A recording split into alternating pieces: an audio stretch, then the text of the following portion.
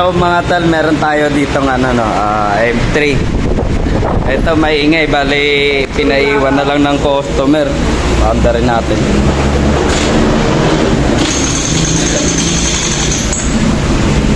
Yan, ayaw pa magpaandar.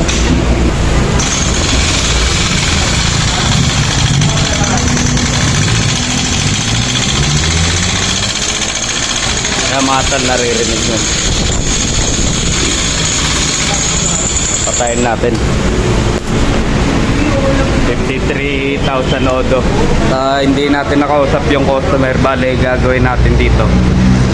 Troubleshoot muna natin panlabas. Pagka okay lahat, eto check natin panggilid.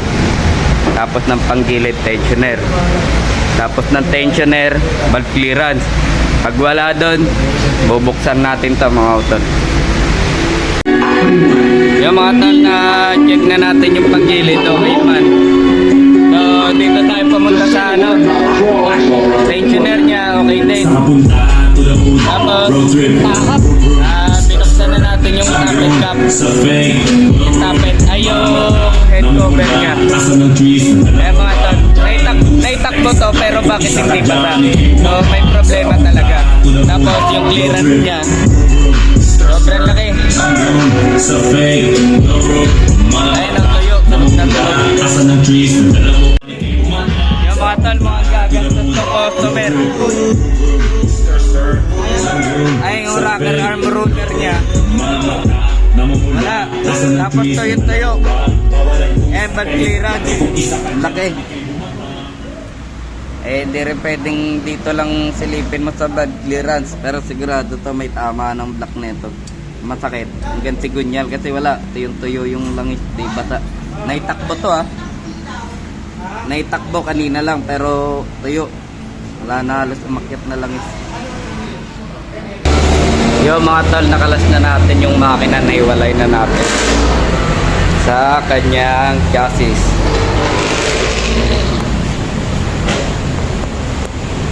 Baklas na natin yung head saka block. Ito ang kalagayan ng kanyang makina. Nogsu na nogsu. Ganda optimal Ganda ng sunog. Yan optimal. Yan. Ganda ng pagkatono. Tapos mga tol, sinabay natin to kasi ito nagpasaway pa to. Sinabay na natin yung pipe para ma-vice grip natin. Grabe mong problema. Yung mga tol, dito lang tayo sa end. Medyo natagalan tayo kasi wala, bulok na yung tornilyo niya. Mabuti, nagawa natin ng paraan. Natanggal natin. Ito ang importante, hindi na putol. Yung isa kasi nabunot, okay lang yung buo naman yun. Kumama sa tornilyo Yun na makita. Ito. Yan, okay naman. So, goods to.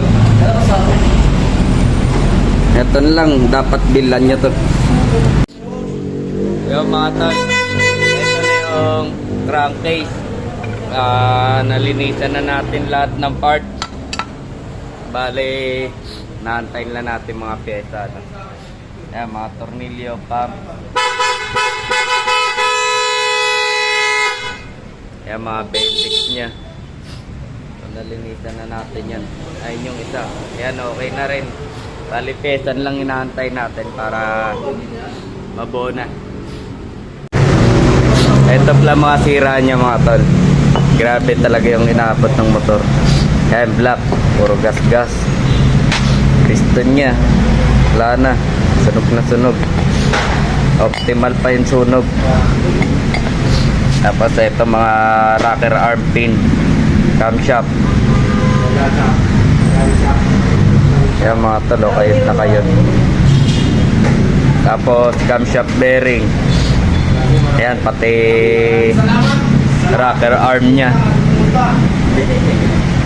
Ayan, kayot na kayot din. Ito yung valve nya nanikip. Ito na magana to sa taas. Kaya papalitan natin mabuti. Hindi na magana gusto. Kaya nailabas pa natin, nahugot pa. Ayan, tapos sigunyal. mag-isa. Pasensya ka na kung di ka naging masaya. Alam mo na mahal kita, kahit iniwan mo na mag-isa. Gusto ko pa rin na maging masaya ka. Sa puso ko at isip ko, dahil mabalik tayo. Noon na kay tamis, nagtitiis. Alam ko na mahal mo siya, kaya baby please, ngayong maya ka na. Ako nandito pa, kaya kung sakali na magsawa ka sa kanya, ay nandito pa rin. Balik ka lang sa'kin, lagi ako ay dadaan ko sa ditong gagawa.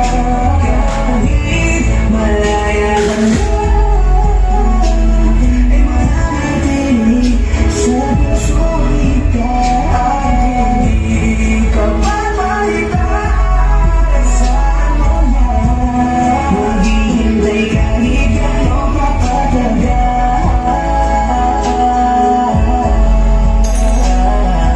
Maalis na din mula ako, kaya nag-iisip ng plano kung paano mapapalapit sa'yo.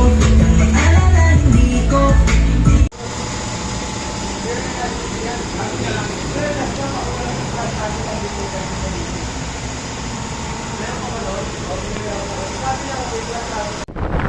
So mga tol, nabuo na natin tong M3. Kahapon pa to. Bali ngayon lang natin nabuo kasi yung mga pyesa. Start natin mga tol.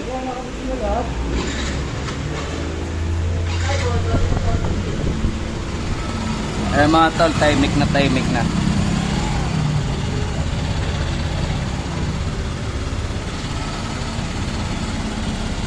All goods na mga utol.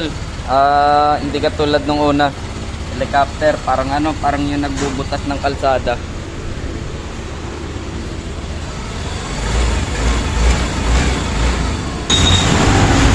Drive natin to mga tol.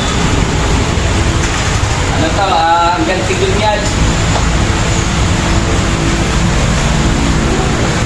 Marikoy!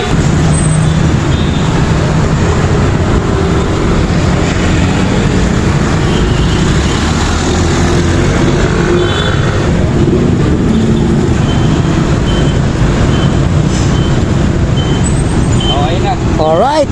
Hindi. Kaya mga tol, kung ayaw nyo, siguro inabot to mga mga 15, ay hindi, mga 30 pataas. 13, 14. Kung ayaw nyo mangyari to mga utol, ngayon palang alagaan nyo ng mga motor nyo. Medyo masakit. Lahat ng loob, balit. Tigunyal, black, piston, mga rocker arms.